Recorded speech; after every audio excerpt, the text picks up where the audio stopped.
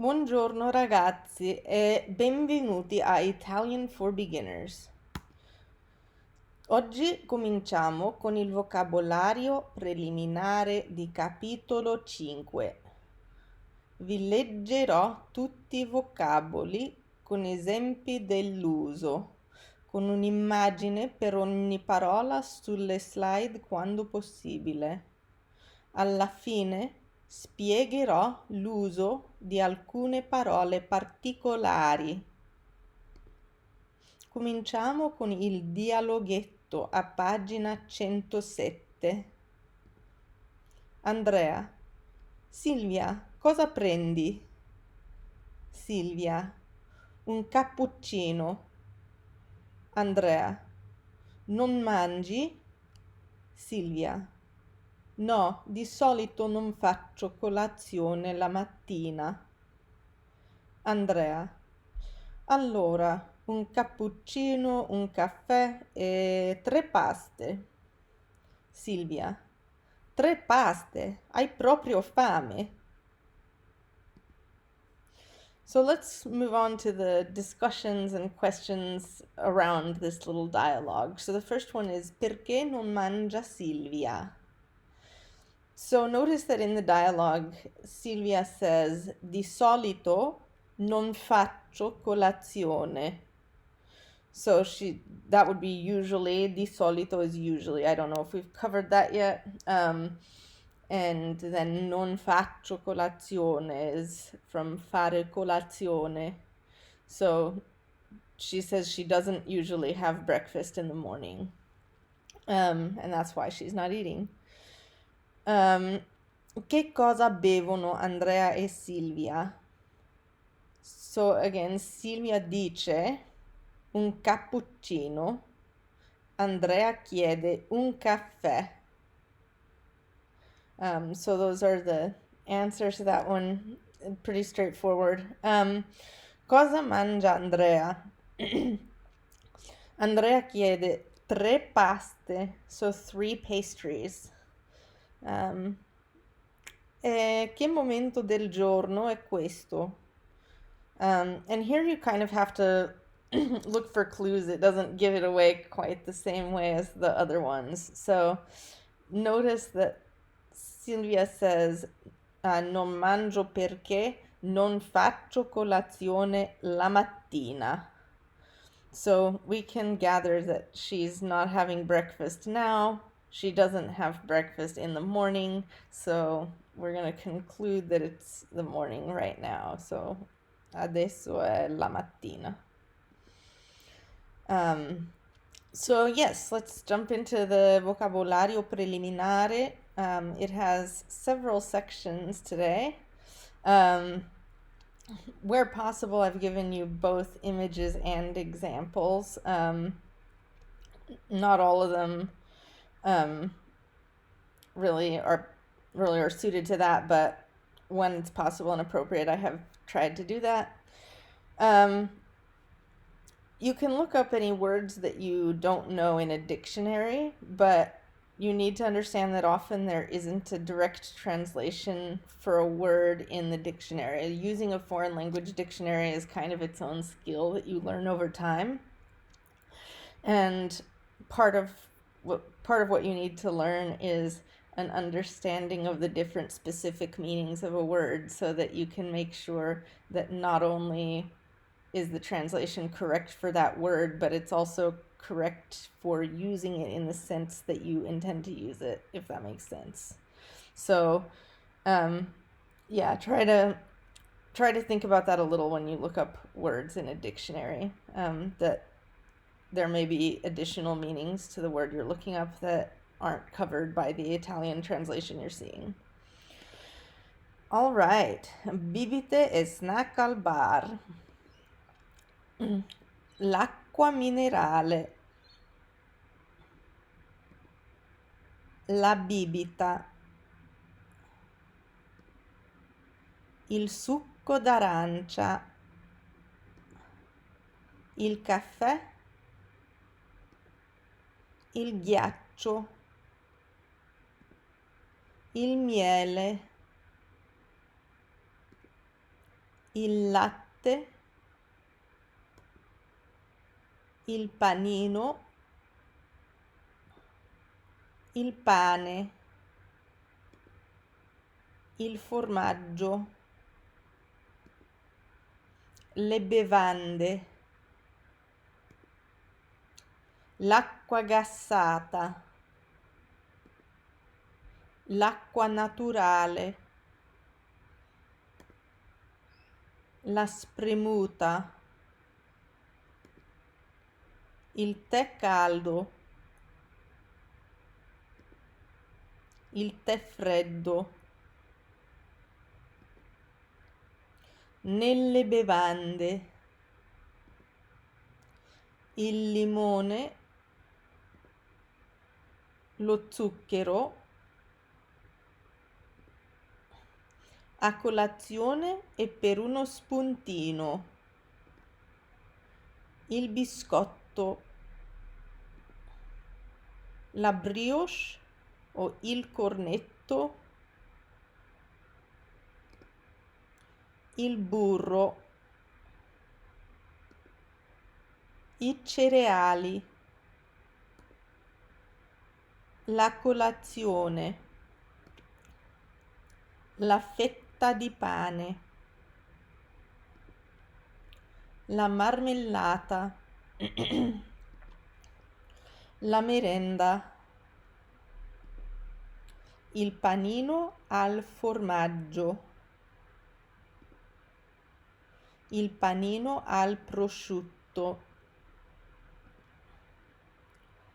il panino al salame, la pasta, la pasticceria, i salatini, lo spuntino, lo yogurt, essere a dieta, fare colazione, fare uno spuntino, colazione all'americana, i cereali, la pancetta, la salsiccia, il toast, l'uovo, le uova, chi pagare, come pagare, il cameriere o la cameriera, la cassa, il conto, la mancia,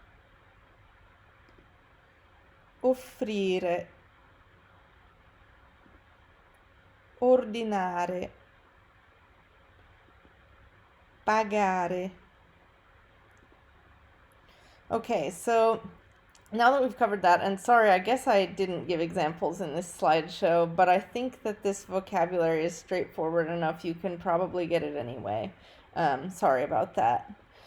So, just, yeah, a few usage notes. So, on food varies as a function of location. In other words, you eat different things when you're in different places because of culture, what's considered good in that culture. That's a culturally specific thing, what foods are considered good. There's availability of ingredients as well. For example, Italy is known for having really good produce, so a lot of Italian foods highlight produce. Other areas that don't have as good of produce will choose to highlight other aspects of their cuisine. So a language often doesn't have words for another culture's cuisine. So you'll find a lot of loan words are used for foods from other cultures. For example, il toast and lo yogurt. In general, those words also don't change form in the plural. So I don't know. I mean, I guess toast, you wouldn't really say two toasts or anything. But if you do see a foreign loanword that's a noun, you can remember that these don't change form.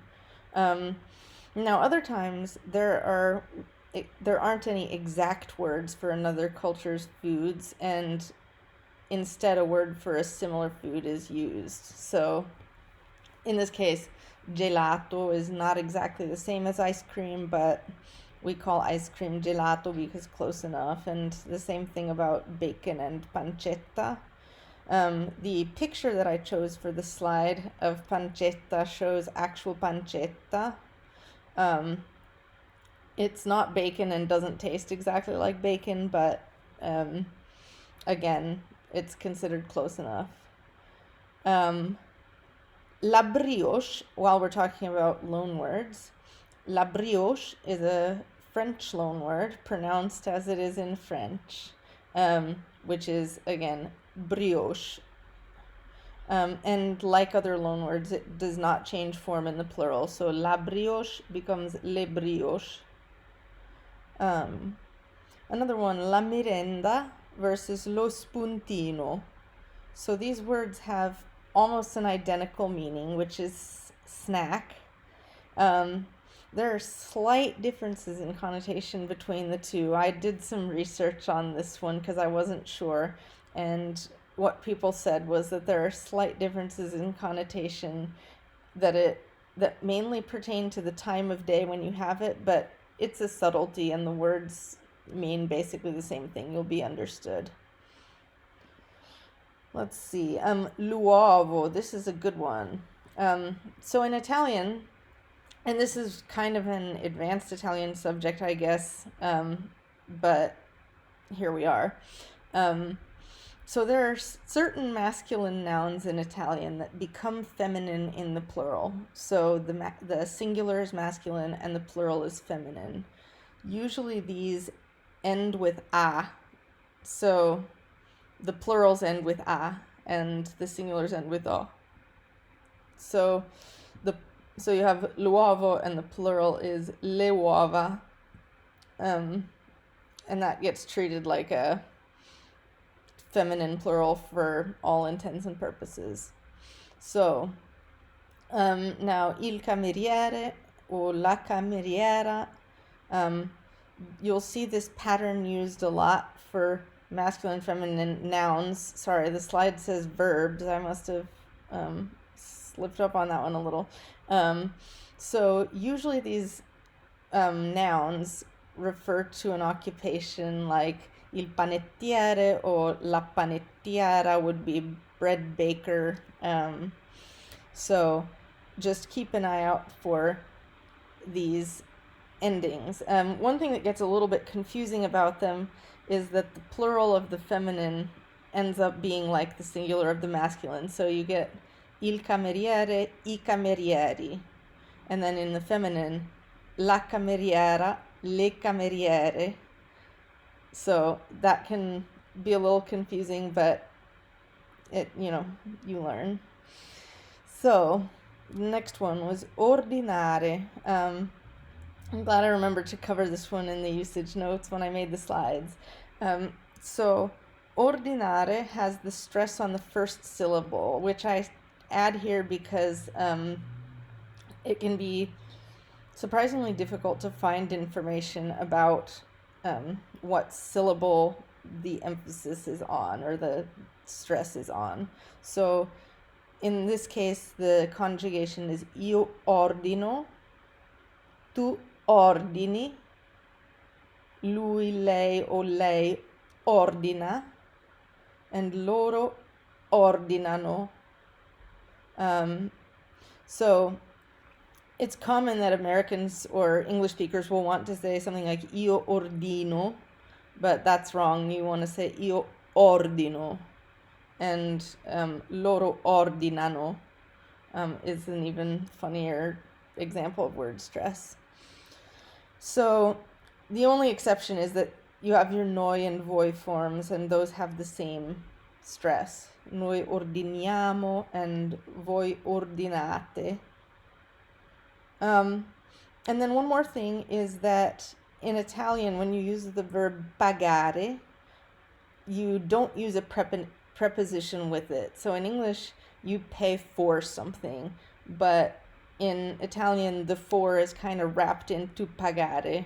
So you can say, paghi la colazione tu? And that means, are you paying for breakfast? All right, so I hope this has been useful.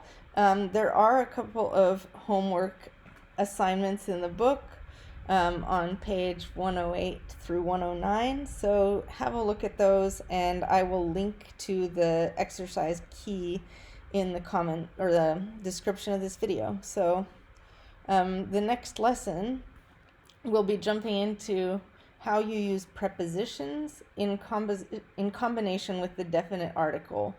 This is something that you will have seen used before. Even in the very, very beginning of an Italian class, you can't really get away without using prepositions and articles. So we'll cover that. We'll cover some cases where you want to use prepositions with the article or without the article, and then also special uses of prepositions. So thanks for watching. I hope you found this video helpful. If you have, please subscribe, and I will see you in the next video.